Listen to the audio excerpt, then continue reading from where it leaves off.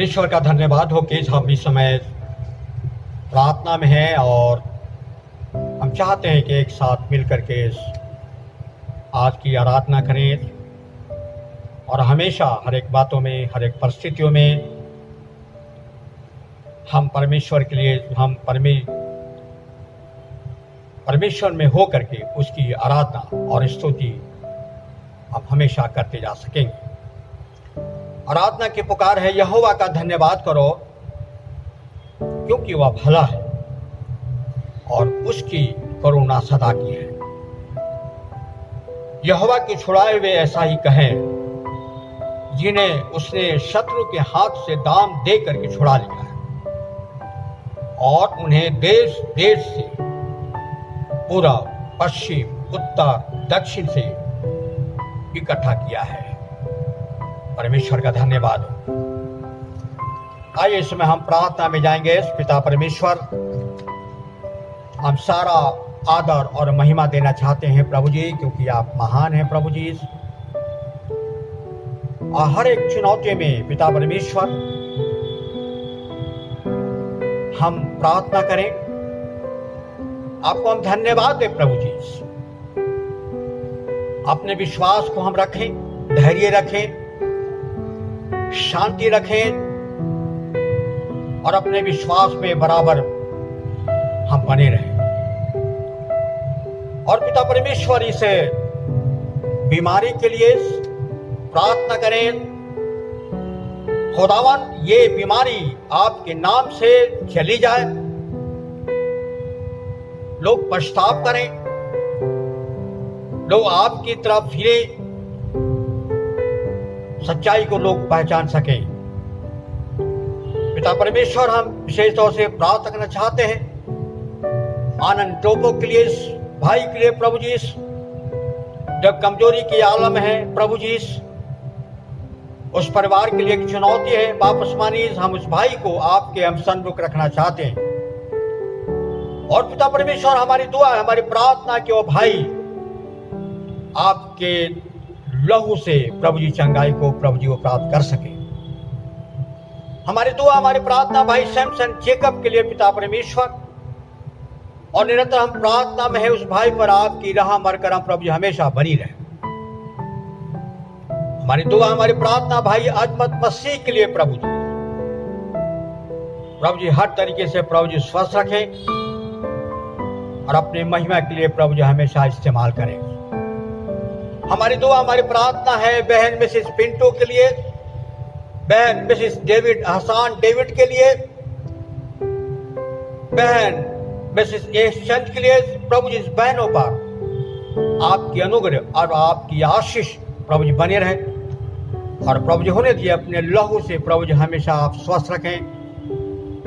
और प्रभु जी, अगर कोई और अस्वस्थ है प्रभु जी, आपके हम सन्मुख रखना चाहते हैं प्रभु जी। सब पर आपकी दया और आपकी सहानुभूति प्रभु जी हमेशा बनी रहे। आज की आराधना पर, आपके इस वचन पर बहुत की आशीष हो। सारा आदर और महिमा प्रभु जी आपको मिले। सब कुछ प्रभु यीशु मसीह के नाम से मांगता हूं, आमीन।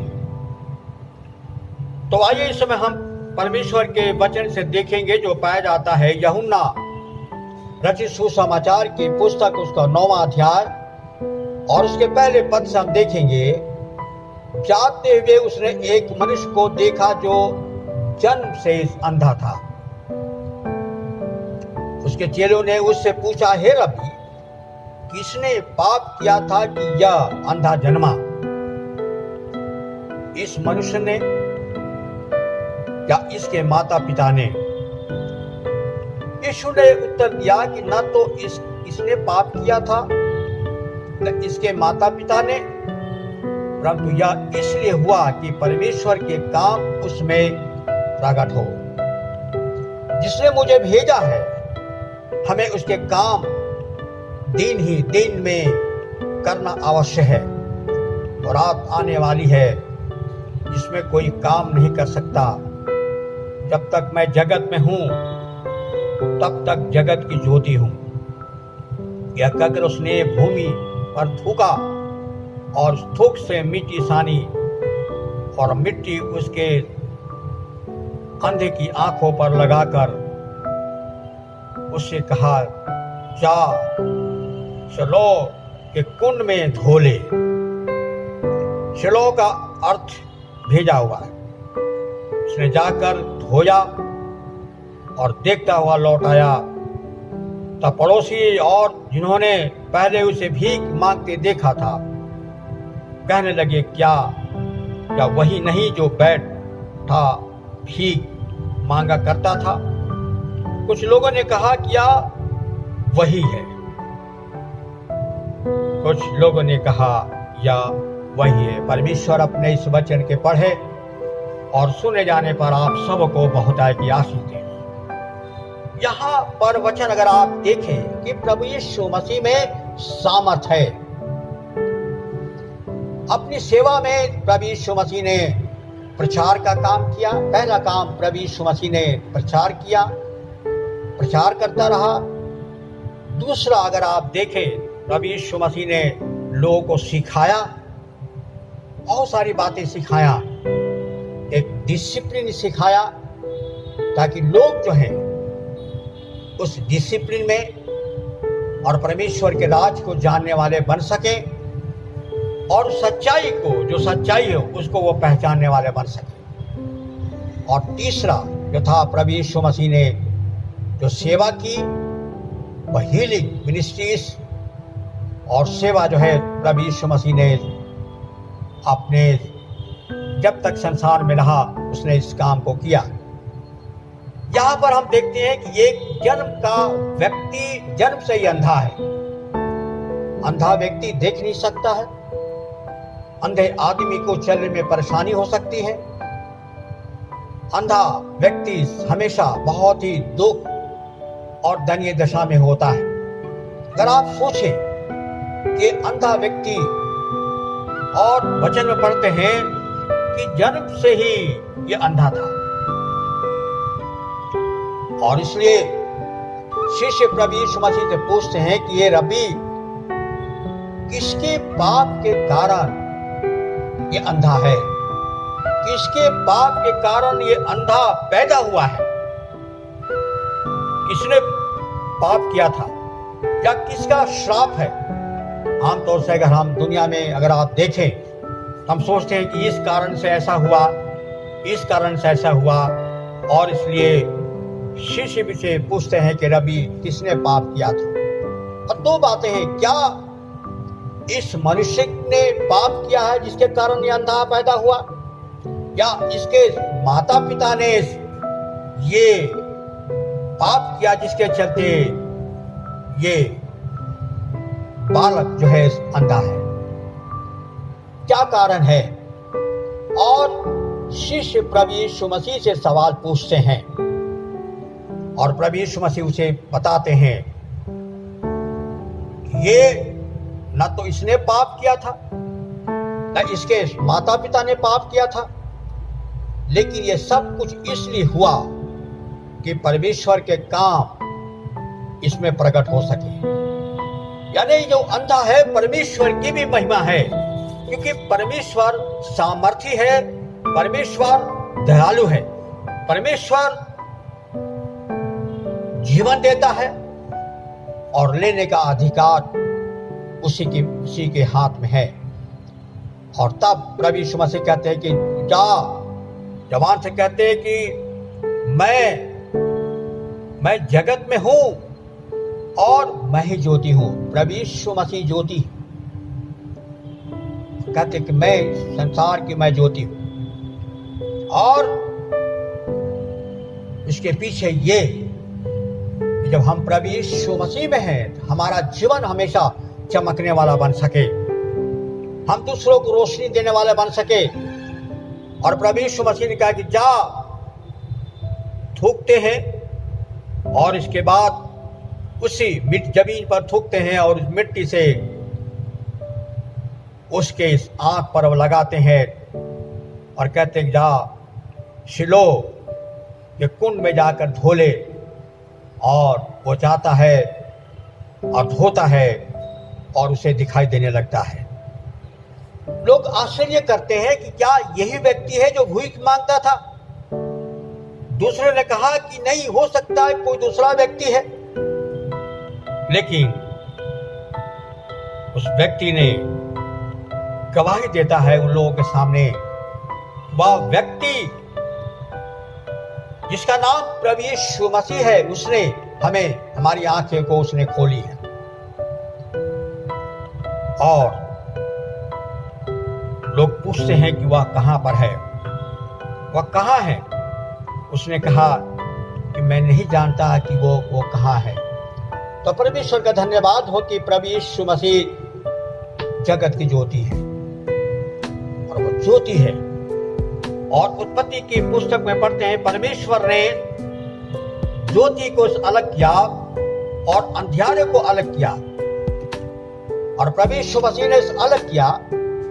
और ज्योति, जिसके अंदर ज्योति है, वो चमकती है, और अंधकार जहां की ये पाप है और गुनाह है। और ये व्यक्ति जो है जन्म से ही जो है अंधा है। लेकिन प्रभु यीशु मसीह ने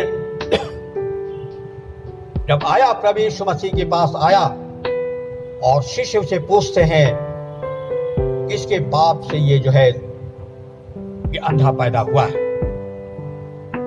आज प्रियो, हमारे जीवन में प्रभु यीशु मसीह, हम धैर्य रखें, हम विश्वास रखें, हम घबराएं नहीं।